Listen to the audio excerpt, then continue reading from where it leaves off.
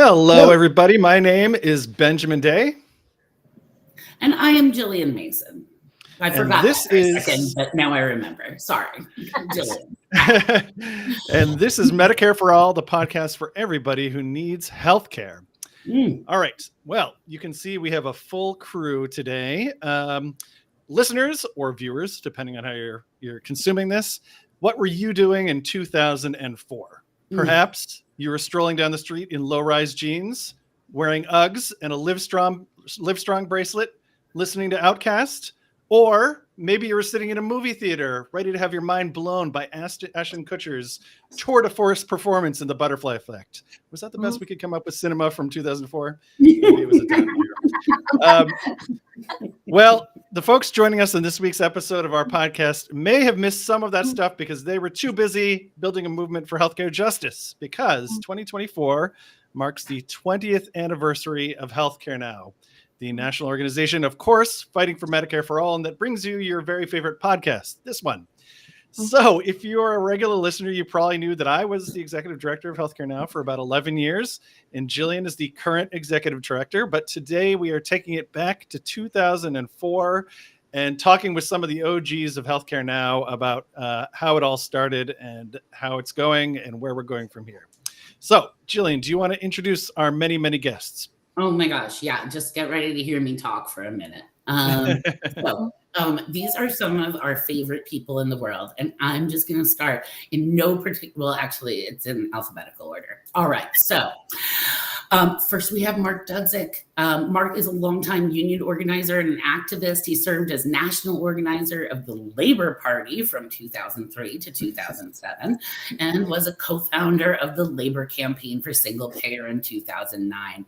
He has been a member of the Healthcare Now board since its founding in 2004. We also have Lindy Hearn, who is the chair of the sociology department at University of Hawaii at Hilo and Madam President of the Association for Applied and Clinical Sociology. She's been on the Healthcare Now board since 2009, and she is the author of Single-Payer Healthcare Reform, Grassroots Mobilization, and the Turn Against Establishment Politics in the Medicare for All movement. And we will make sure that if you're looking at the show notes that we link to where you can find her book there. We also have Donna Smith. Donna Smith is an advocate for single payer, improved and expanded Medicare for all. Her journalism career included work as a stringer for Newsweek magazine, editing and reporting for the Black Hills Pioneer in South Dakota, as well as appearances on CNN and Bill Moyer's Journal.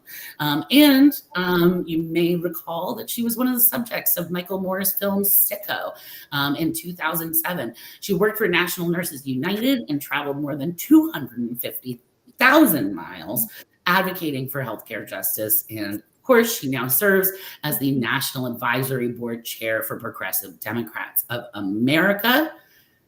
And we also have, it's a real powerhouse here, we also have Walter Sue. He is a board advisor to Physicians for a National Health Program and on the board of Healthcare Now. He's been a longtime single payer activist. Walter is a former health commissioner of Philadelphia, very fancy, and past president of the American Public Health Association.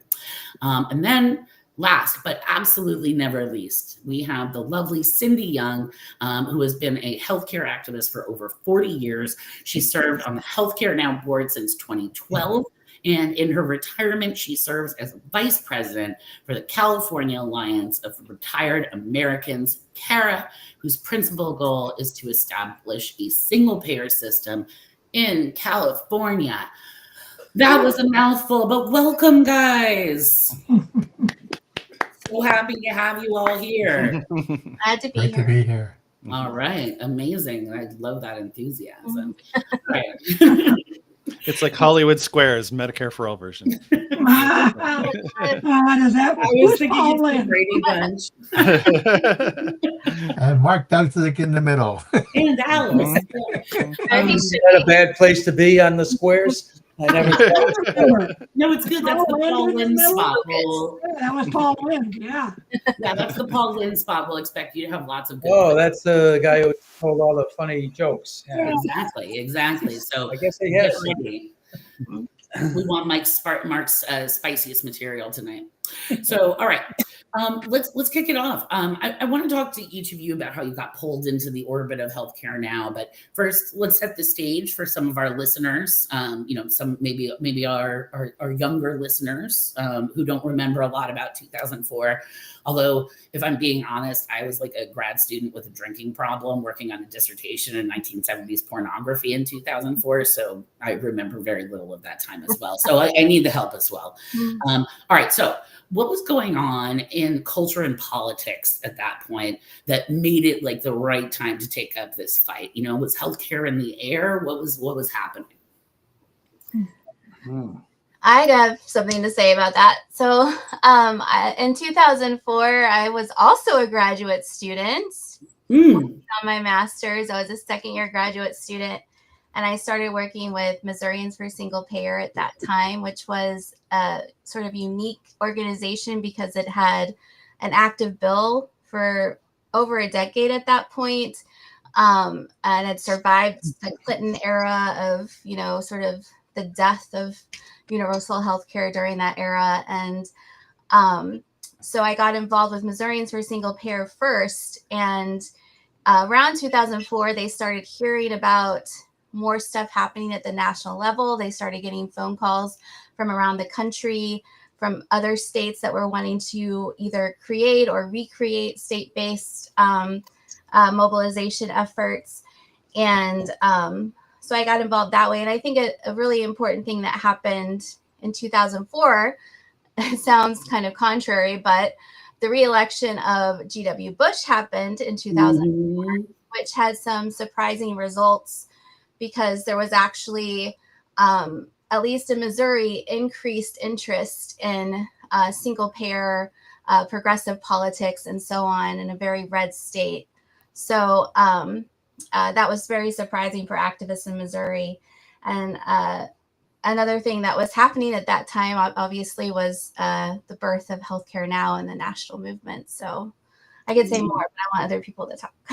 Yeah. So 2004, I was working for an effort to, believe it or not, establish a labor-based political party in this country, like most countries in the world had done.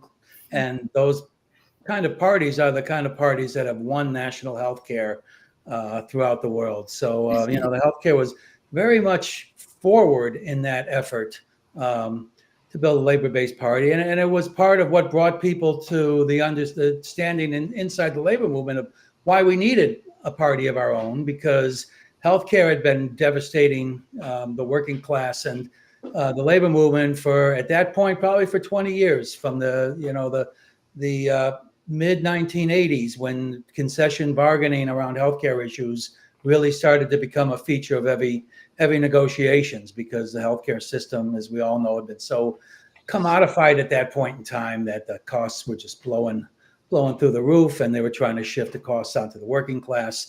So we were engaged in a campaign at that point called Just Healthcare, and a woman named Marilyn Clement was on our national steering committee at the time. And Marilyn she had a lot of ties to the labor movement, but she came out of like civil rights, the sort of religious social justice movements and stuff, and was really always thinking about these things. And she came to us and said, look, I'm going to launch a healthcare advocacy organization that mobilizes people in communities, mobilizes patients. I think it will really complement the work that the Labor Party is doing on this issue.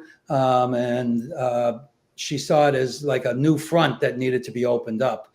I think at the same time, as I recall it, she knew John Conyers for a long time. She came out of the civil rights movement, as did Congressman Conyers. And I believe he also asked her to help, set up a grassroots organization to complement the revival of the single payer activity in Congress when he launched his Medicare for All bill. And So, that was in 2003, right? yeah, I think the first bill, the bill dropped in the winter of It was 2003. You're right. and so that stuff was all going around. I mean, this was the first time we had a viable bill in Congress since the debacle of the Clinton healthcare reform movements in the 1990s. So that was sort of all happening. And the first event that I remember was a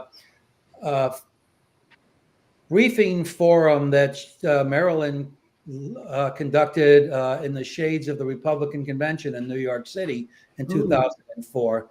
And I remember, like, New York City was like a police state then. It was post 9/11 in New York. It was a Republican convention. The mayor was Bloomberg, who was a Republican and was did not want any disruption of the convention. So there were like soldiers surrounding Madison Square Garden. It's really hard to get in and out. Maryland was able to organize this briefing at the New School, which is sort of on the outskirts of where the convention was, that got a whole lot of public attention and public traction. A number of Congress people attended and things. And it was really a counterweight to the Republican convention. And that was really, to me, that was kind of the launching moment of Healthcare Now. And it was a really exciting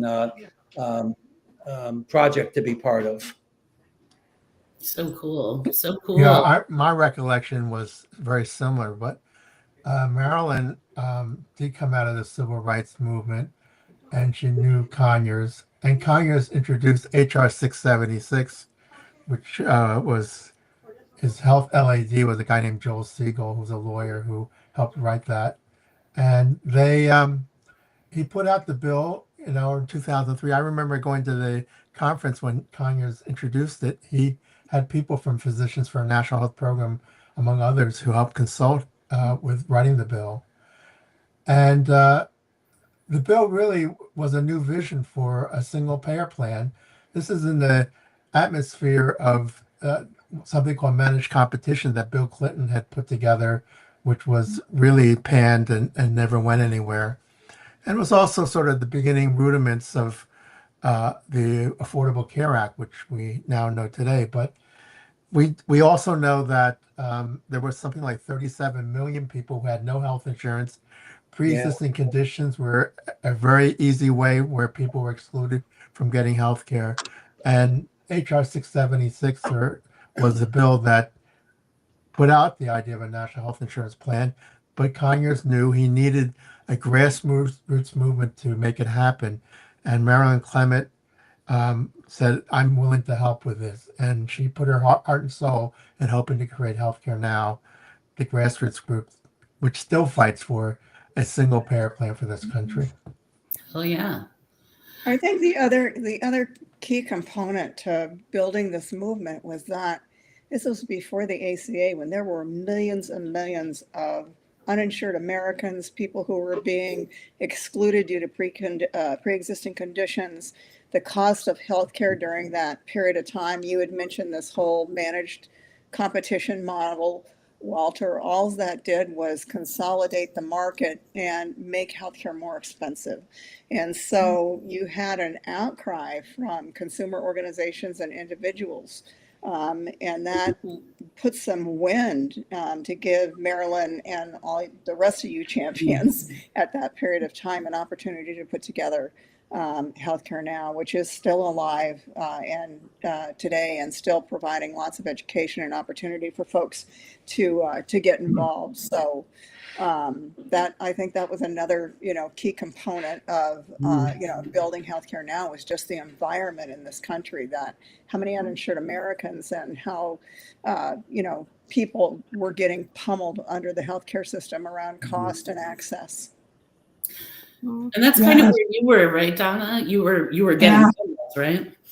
Oh yeah, what a perfect lead in, Cindy. If perfect, a terrible word for that, but I was actually at the time in 2004 a newspaper editor in South Dakota, and the Senate Majority Leader was Tom Daschle, and I was lucky enough to be, have access to the Senate Majority Leader because I was involved with a newspaper that he needed coverage from.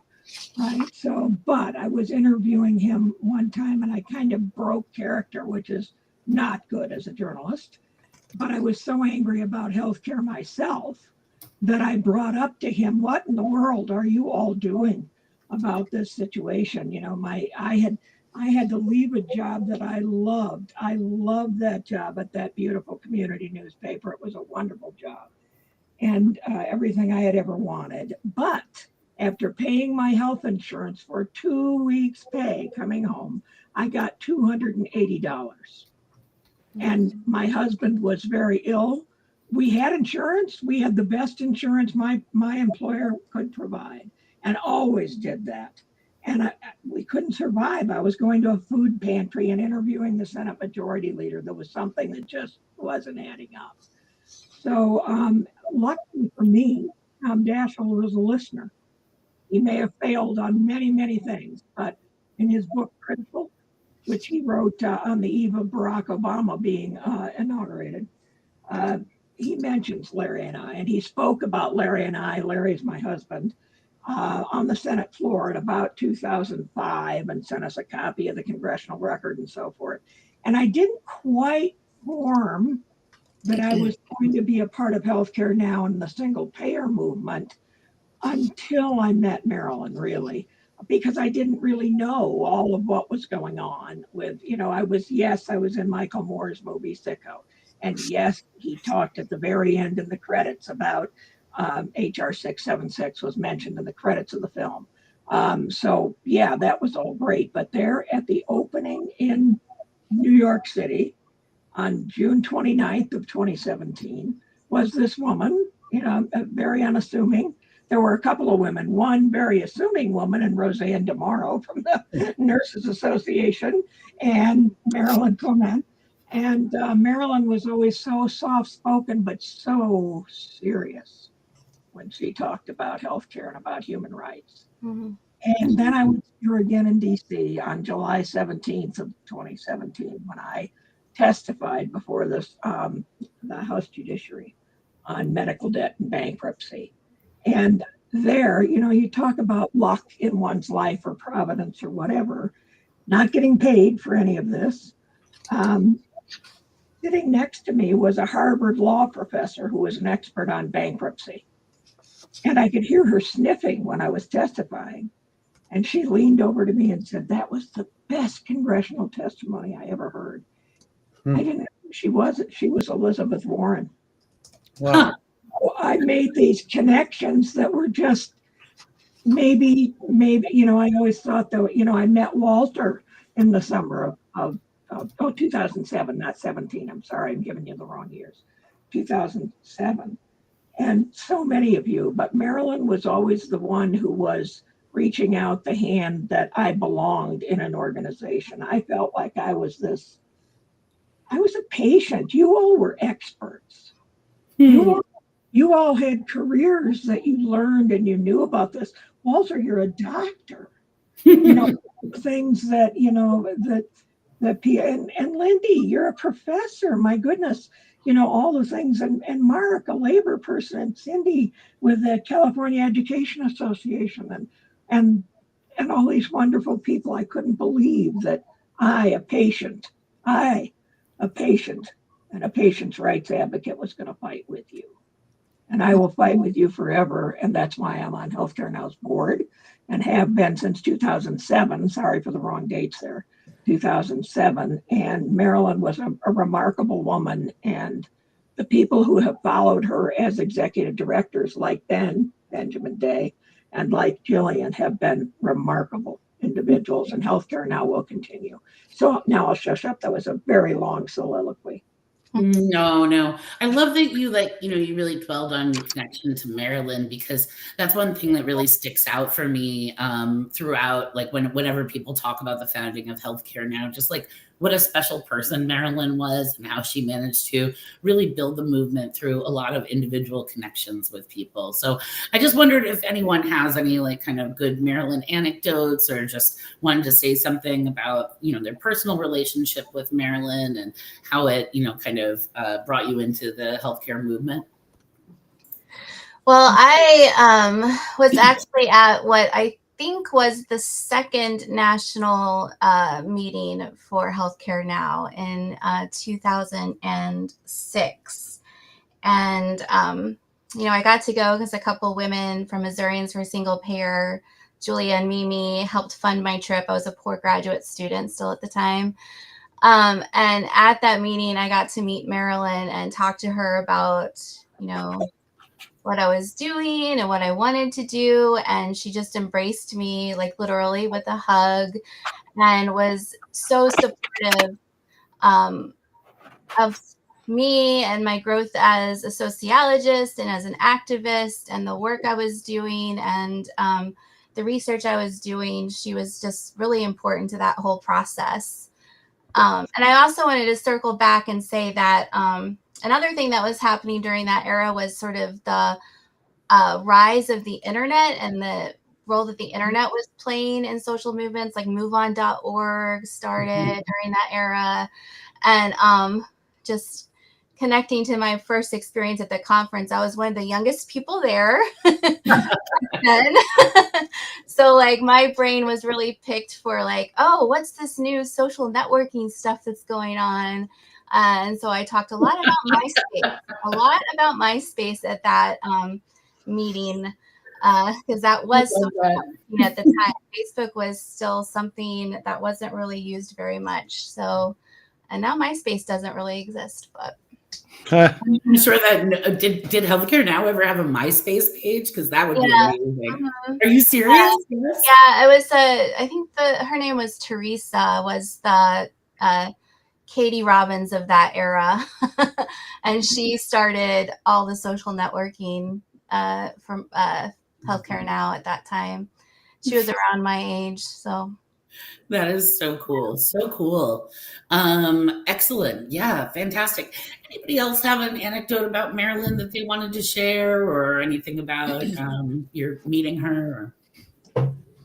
Well, the only thing that I think we ought to stress about Marilyn that I just remembered was, she was really involved with the Methodist women at the time. And in those days, those women were kicking butt. They were really, or these church women, I come out of the labor movement and, we kind of value our militancy and profanity and all that other kind of stuff. But these women, could definitely hold a candle to that. And, Marilyn was really, that was really her kind of people. I guess she came out of the church in the South. And, I know that they've taken a lot of steps back, the Methodist church and a number of these other churches, because they're kind of driven by the same debates that the rest of this country has been. But, in that period, they were really keeping these movements alive, in a kind of a bleak post 9/11 time. And it was people like Marilyn who really saw that, saw the kind of moral center of that movement. So, I just remember being really impressed. It's like a part of the, a world that I had never really engaged with much before that. So that was something. Yeah, and in that era, the Methodist Church passed a resolution in support of single payer as well. And they used to donate to Healthcare Now. Yeah, didn't act on it as much as they should have, but. Methodists, let's reconnect if you're listening out there. United Methodist. Yeah. There's been a split in the Methodist Church, but we won't get into that. Fascinating. All right. Well, listen, these are all, this is always just so nice to hear. I mean, like, just thinking about, so many leaders of the civil rights movement have specifically pointed to Methodist white women as like being like really strong allies in the movement and really important to the success of the movement. And just knowing that we came out of that same tradition is I think, really exciting. It makes me happy. But so, all right. So let's move forward. Oh, by the way, Donna, we have Doug Grinbergs in the chat who saw you at a rally after Sicko. I see that. And points out that the movie Sicko is available for free on Michael Moore's YouTube channel. If you Michael wrote quite a manifesto about the recent shooting of the United Healthcare CEO. So those who ought to read that and see Sicko for free if you haven't seen it already, or see it again. Unfortunately, it all still holds true. Yeah, absolutely. It's a sad state of affairs. But regardless, we haven't won Medicare for all yet, but there have been some serious achievements that healthcare now has made in the past 20 years. And some real high points. And I thought maybe we could reminisce a little bit about what y'all thought were some of the high points of our organizing over the past 20 years. Ben, you want to start? Sure. Well, my high points will probably be a little bit later in time than some people's, but it was really interesting to hear everyone talking about the origins of healthcare now in 2004, right after the re-election of Bush. And I think this is actually timely for us going into a second Trump term, because I think the biggest organizing high point we had while I was a staff person at Healthcare Now was definitely immediately after Trump's first election. And Republicans taking the House and the Senate. And at the time I remember we were really worried. We thought, well, now everyone's going to kind of retrench and try and defend the shitty healthcare system we have from attacks. And that Democrats are not going to like it if we are pushing for Medicare for all and criticizing, keeping the healthcare system that we have. And that is not at all what happened. The first thing Republicans tried to do was to repeal the Affordable Care Act. And that really just drew people out of the woodwork. People who were not involved with social movements were kind of showing up to these town hall meetings and yelling and screaming, but they were actually calling for Medicare for all. And so we saw a huge surge in support for Medicare for all. I think we doubled the number of co-sponsors in Congress within a span of just a few months. And there was also a kind of a real growth in the grassroots. I mean, I think in general, that year, 2017 was kind of like a high point of activism and social movement growth. There's the Women's March. This was when DSA saw their kind of surge in growth. We had our revolution. We had a proliferation. Sanders. Exactly. We had a proliferation of left groups. And yeah, obviously I don't want to sugarcoat the first Trump years. They were bad, but it did end up being really important for capacity building and kind of dragging the Democrats slowly kicking and screaming out of the whatever century they're still stuck in. So I think we could make, and obviously we stopped the repeal of the Affordable Care Act at the same time that we were growing the Medicare for All movement. So to me, that was kind of the high point that I lived through. But again, it also happened just like the founding of Healthcare Now during sort of what felt like political dark days, Blue backlash. I like that. Excellent. Cindy, you look like you were just about to jump in too. What have been some of the highlights for you over the past 20 years? I think the highlight for me has been the Healthcare Now conferences. And in particularly the conferences that we've had, I helped work on conferences like in 2013 when we met at Vanderbilt, when we had our first regional conference or, all together conference where all advocacy organizations came together in Oakland. I think it was 2012 or 2014, a little bit later, but it's like the power that you feel having advocates like yourself in a room together working on this issue would not have happened without Healthcare Now and the leadership of our executive director, in particular that point in time, Ben Day. It was powerful, and I remember being at Vanderbilt, and it wasn't a huge group of people, but it was a group of committed community, labor, political activists that really wanted to kick this off the ground.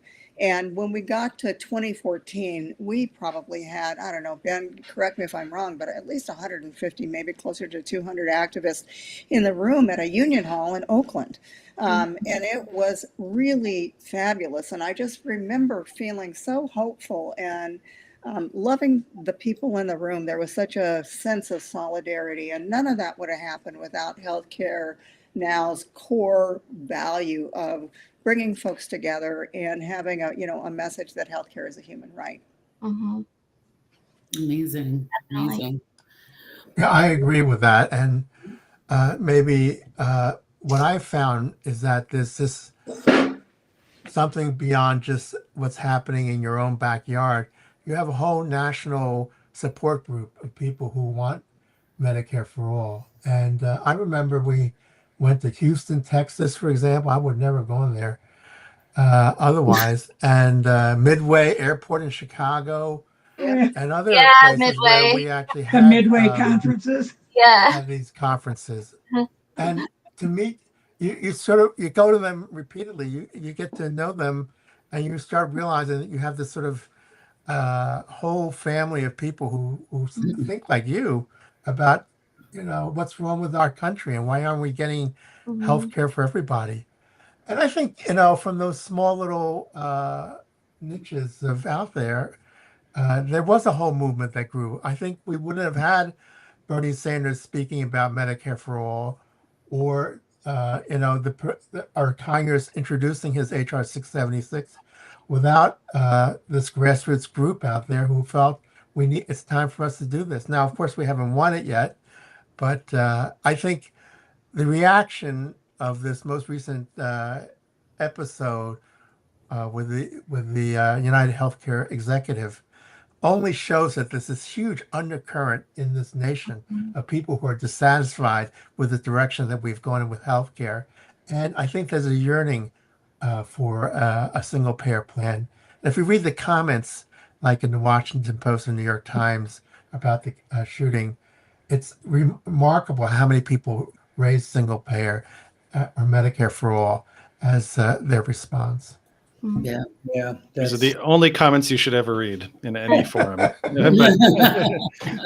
I agree with everybody on the high points. I really enjoyed working with Healthcare Now to put on these national conferences with the Labor Campaign for Single Payer and other sponsors. It was just always a wonderful experience to get, first we were working, with no budget, a very low budget, and we're able to put this together with volunteers and a lot of hard work behind the scenes and stuff. But the level of energy and the kind of cross communications that took place there were really just so inspiring. And I think people left really ready to go roll up their sleeves and go back to work in the trenches and stuff. And that's exactly what we wanted people to do. So that was great. And then the other high points, Healthcare Now has always stressed the need for unity in the movement, and people standing together. And there's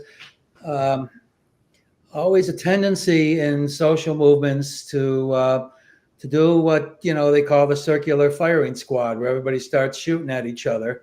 Healthcare Now has always been a voice of unity, and there have been these stupid, nasty little debates, and that Healthcare Now has quietly kind of stepped in to try to figure out a way forward and to move people back to understanding that we're all fighting for healthcare. And I think there was a particular moment that I recall working closely with Healthcare Now on was, after Congressman Conyers stepped down and there were going to be new leadership in the House, and there were all these rumors about, they're going to betray us, they're going to sell us out and blah, blah, blah. And, Healthcare Now was like, let's not panic. We know what we want. We're going to make sure we get what we want, but we're going to build a movement around this. And the movement isn't in Congress. It's out here among the people. And it was just a very, a significant time. And I think that's, the movement has continued for these years and stayed vital because of that kind of quiet kind of building that Healthcare Now and its leadership has always done. So I've really treasured that and valued that. It's not like a great heroic moment where you're standing on the barricade with the flag in your hand, but it's so essential to, keeping people together for the long haul. Yeah. I agree. Sorry, Gillian. No, please. I agree with everything that's been said, but I did want to take it back just a little bit.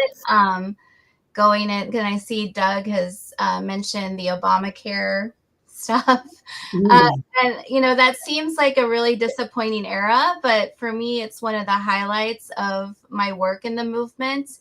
Going into that era, there was a lot of hope. because of that narrative that Doug brought up of hope and change of the Obama campaign. Sicko had just come out, and there was so much mobilization going on around Sicko. Donna Smith, who's here with us, became a big part of the movement. And all of that was just really invigorating during that era. And then what happened, single payer was not given a seat at the table, was fairly alienated from the process in ways that other entities weren't. But instead of sort of dying out, like eventually happened during the Clinton era, what happened was this thing that you've been talking about, where the focus became on mobilizing the public and sort of bringing the outside in within the political sphere. And so we had things like die-ins at insurance companies and the Baucus hearings, people, the Baucus 13 or Baucus 8, they're different numbers, but people standing up at those meetings and saying, put single payer on the table, did put single payer sort of in the minds, I think, of more of the public than it had been before. And the Obama administration sort of setting single payer up as the straw man, like, oh, we don't want this radical option that's really conservative, but we're going to frame it as radical so that we can get our thing passed, sort of brought more attention to Medicare for All. And so that was really a highlight for me, was being a part of that process. I love that you bring that up, because that is, maybe it's my bias because that's the moment where I come into this story. But I just, that was such a powerful moment, like in my own political development. And I know in so many other people's political developments. And that's when I first learned about single payer. I went and I saw Sicko. I was sick at the same time. I went and, people like Donna and her husband, just inspired me to tell my own healthcare story. I got arrested with Ben at an insurance company, and it's really all been downhill from there.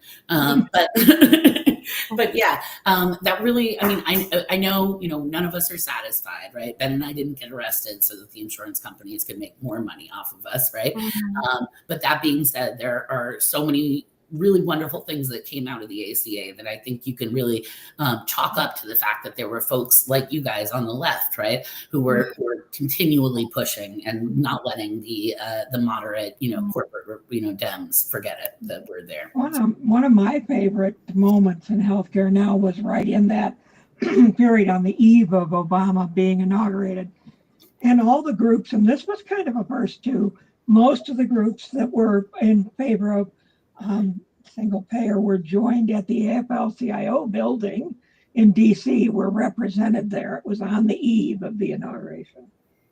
First of all, I was absolutely astounded to be around this massive round table in this incredible room where so many things had happened over the course of union history and so forth.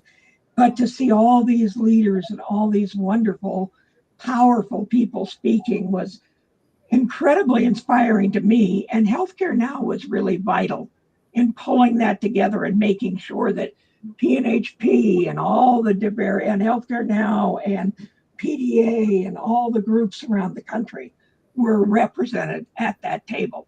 And here I was, this patient, a patient who's going to be sitting at this table. Well, John Conyers came over and he sat this out. This is just a funny part of the story I'll share with you.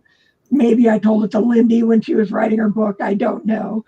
But John Conyers leaned over to me. Now, bear in mind, this was early December of 2007. 2008. Right. Anyway, he leans over to me and he says, "We're going to get run over like a steamroller." I heard him say that too. He didn't stop him from standing in front of that steamroller. That's right. And then he said to me to finish up later on, he was, for all of the flaws that we all heard about, he was such a charming, funny man. And then he said to me later, he said, "But keep kicking the can down the road, kid. Keep kicking the can down the road." And, I thought, here's this man who taught me that fighting for Martin Luther King Day, which he did, he fought to have Martin Luther King Day become a federal holiday. And he said, "You think that wasn't a fight?" I said, "Because of racism?" He said, "Oh, no, that was a money fight. employers didn't want to give the day off as a paid holiday. Anyway, it was just such a sweet moment for healthcare now, and speaks to what Mark talked about, the bringing together of people in the movement, making sure there was inclusion of all the voices, no matter if once in a while we had the friction that every family has.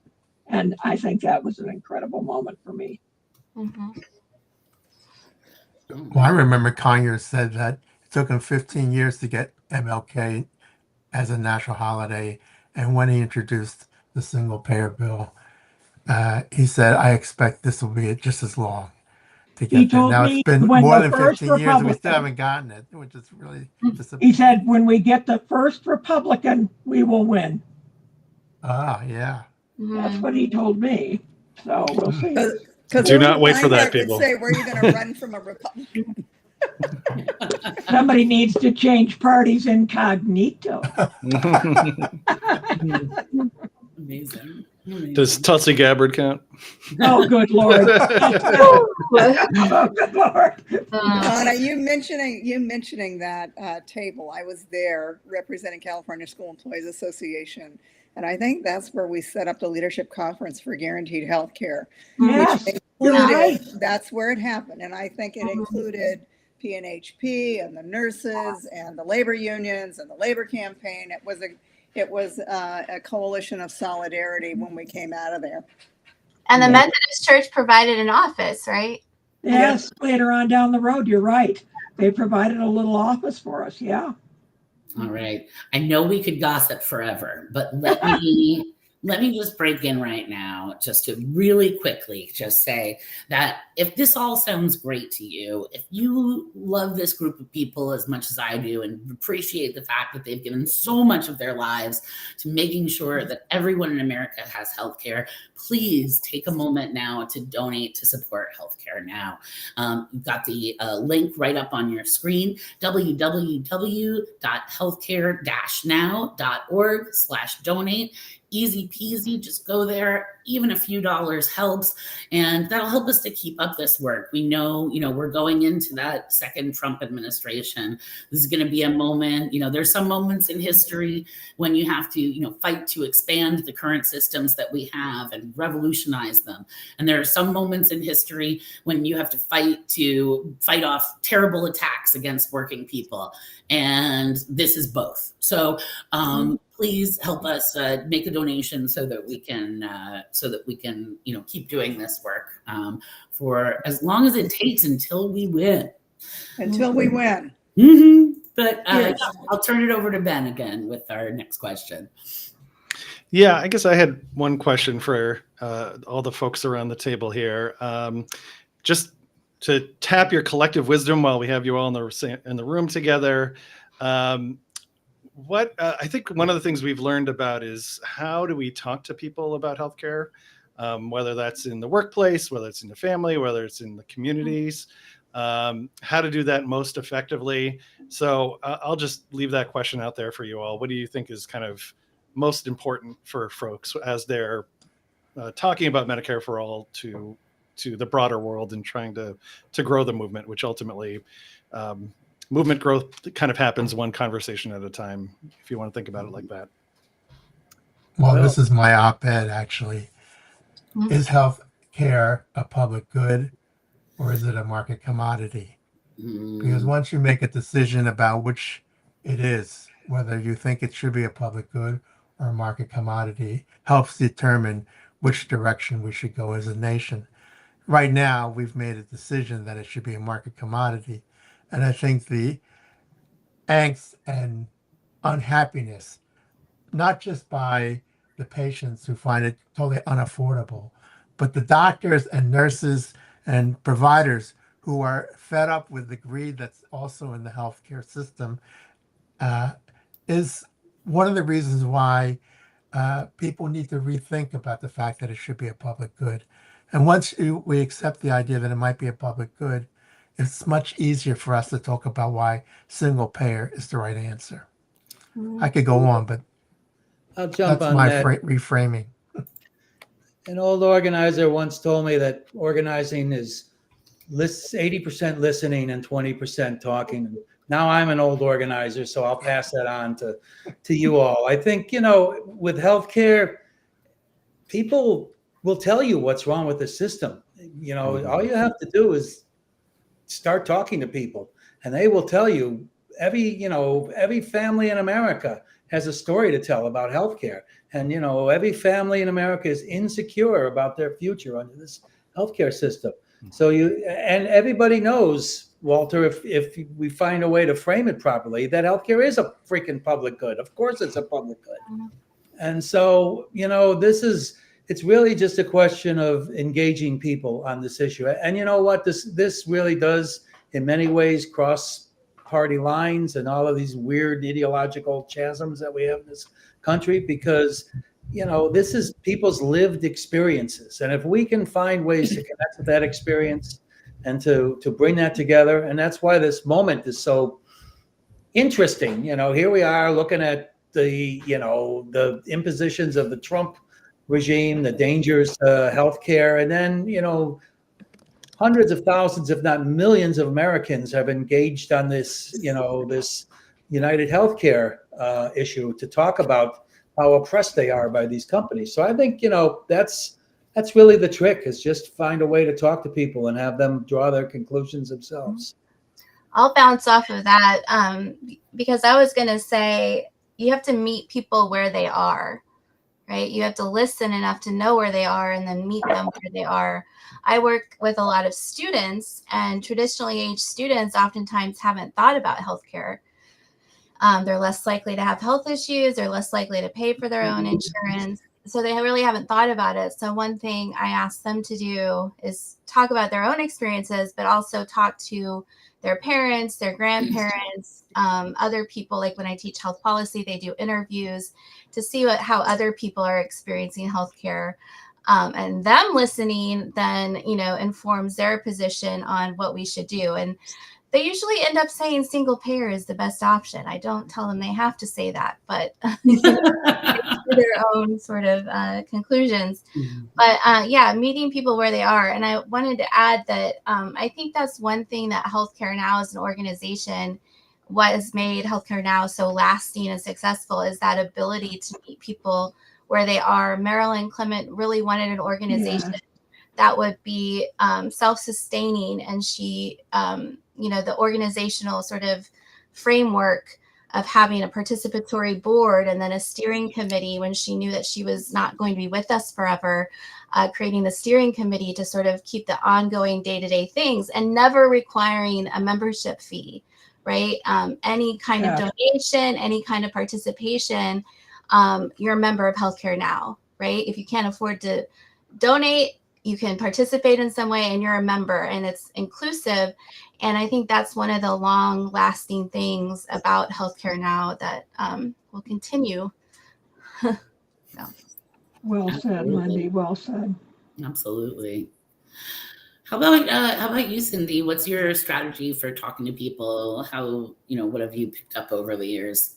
It's the union organizer stuff, because I worked for a union my entire career, and I was a waitress, and then I became an organizer for the culinary union, right? But it's 80% listening and asking people questions, right? If to draw them out, not necessarily to have them come to conclusions, but to listen to themselves. And when when I say to people, what were you paying 10 years ago for a premium for health insurance? And how much now do you have to pay when you access the system?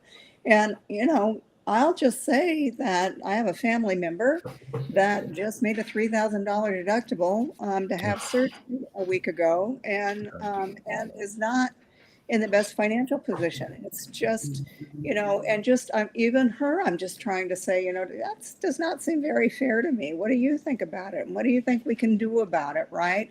And try to ask some questions, but mostly be an engaged listener. That's where you can help people get to the next step, I think. So, like Mark's advice was the best advice. Excellent. Excellent.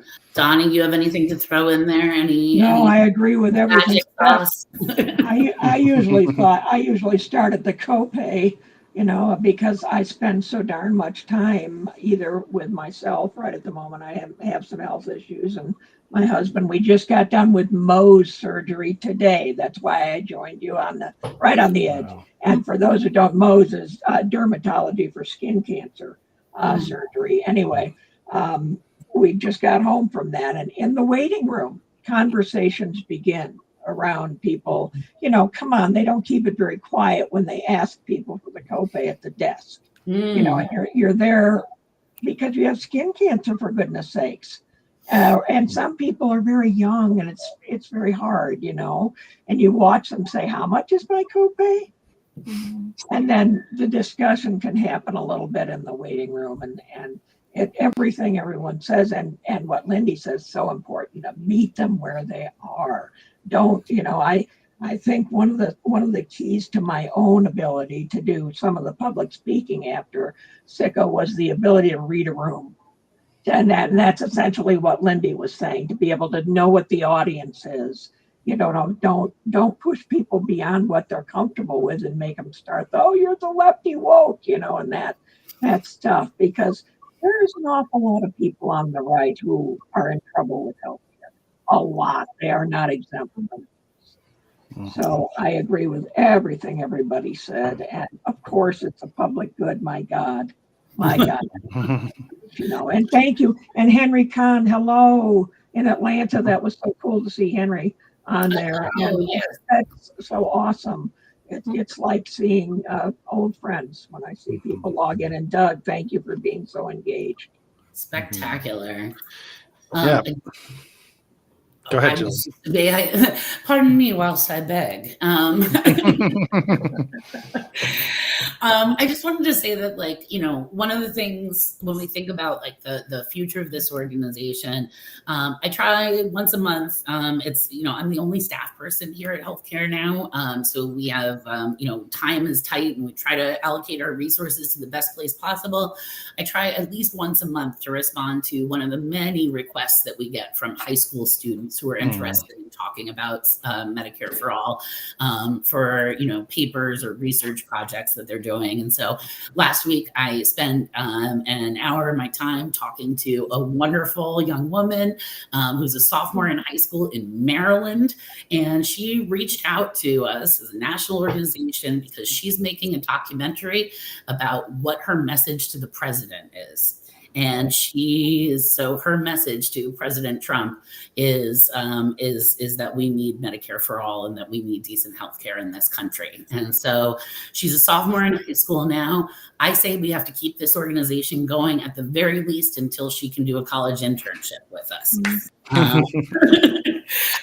Young people right now are at a point where they are such heightened consciousness of these things. So many of the people who are on the screen, who are on this episode, we didn't get radicalized until later in our lives, right? But we really need to continue this work so that we can catch up to the young people now who know what's right, and make sure that we still have public health systems to defend when they come up, and that we can engage them in the fight for the real healthcare justice that we deserve. So again, please make a contribution so that we can continue to fight.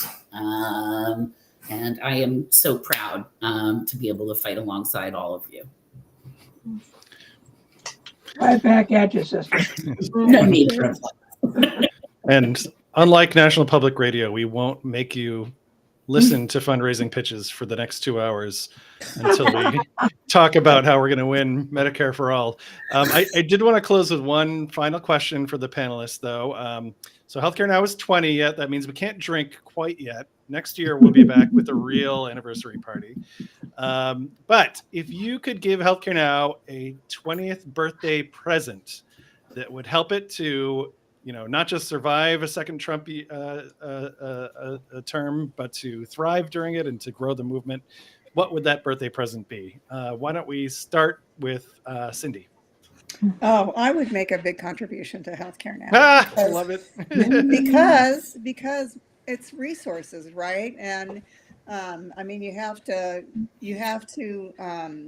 be able to have human resources and financial resources to make a program work. And I would, in my years of involvement with healthcare now, I have never seen so much done on so little.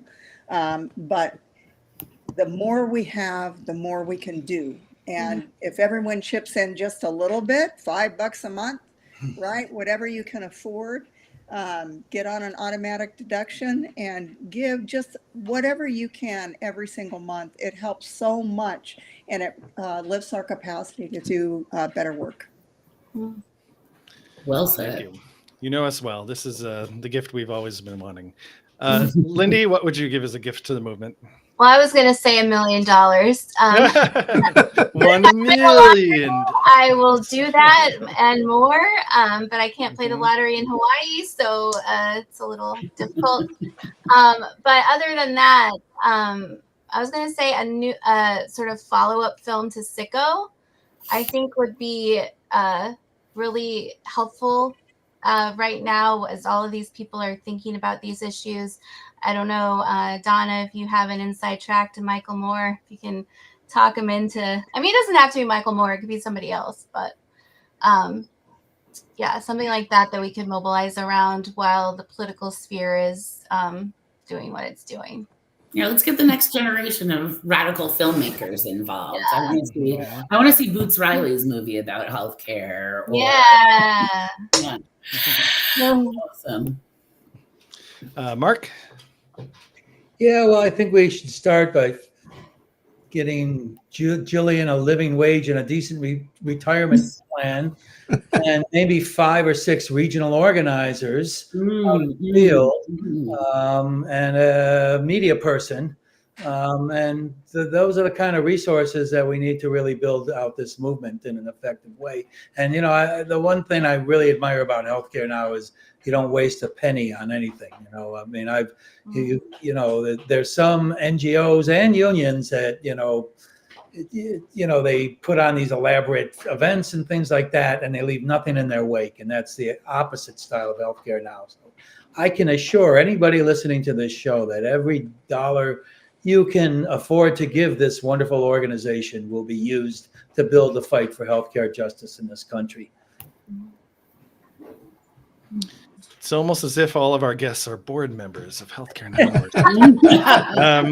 Walter. By the way, as board members are supposed to raise exactly. So we're going to get credited for whatever comes in.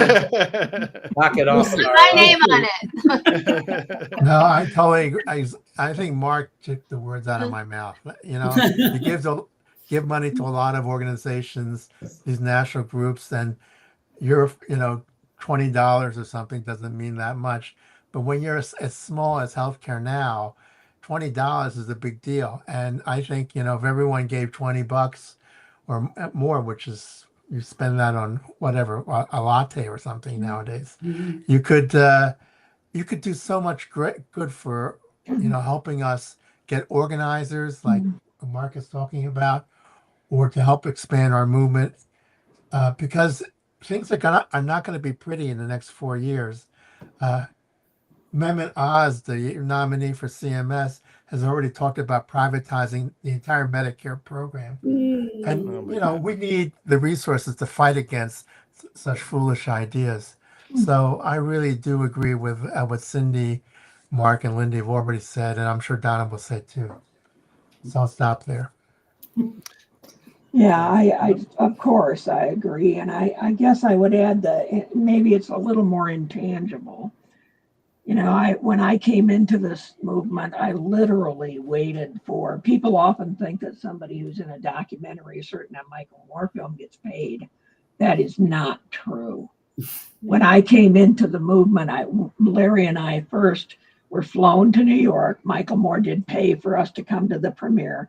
We were given a hotel room in New York, and laying on our bed was an envelope with $25 for our stipend for the day in New York.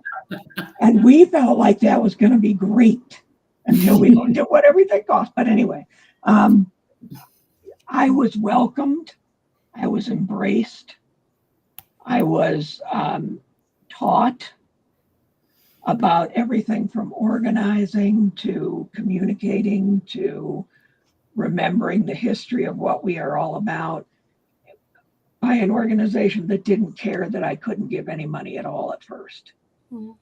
So yes, I hope there are people out there listening, and watching who can say, I want to give a whole lot. And some people, and this is a difficult subject to talk about, but some people who I know here in Colorado, there was a family, one member, a doctor who passed away and left $100,000 to a local organization. So there are those kinds of things that families might think about. Even if we think it's a terrible thing, it might be a great lasting legacy. But I had nothing. I had nothing to give except my time and my energy and my passion for this issue, and knowing that I never, ever wanted any other person to go through what we were going through because it was wrong. And so long as healthcare now keeps that vision, I think we will find among us people who will give of everything, of money. Some will give of time, some will give of talent. And if we're lucky, there'll be a few who will do all of it. And that's what I would wish for healthcare now. Amen. Great. Well, thank you so much. And thanks, everyone, all the panelists, guests, Cindy, Lindy, Mark, Walter, and Donna. And I also want to thank everyone who's been watching. Arthur Chen, thank you for giving a shout out to Don Beckler, one of our legendary Bay Area Medicare for All activists. And so, yes, round of applause. Let's not do this for another 20 years. Let's win sooner than that. Let's try and put ourselves out of work as quickly as we possibly can. But I also want to thank the podcast team, without whom none of this would be possible. Our podcast manager is Angelique Davis. Our show notes writer is Jerry Katz, and our audio editor is Craig Stanton. So remember, like, subscribe, comment, share with your friends. This podcast is a project of the Healthcare Now Education Fund. And if we haven't beat you over the head with it enough, you can support the podcast and all the rest of our work by donating at healthcare-now.org. Thanks so much, everyone. We'll see you next episode. Stay safe. Thank you all. Love you all. Love. Bye. Stay safe and stay non-violently dangerous. Thank you so much.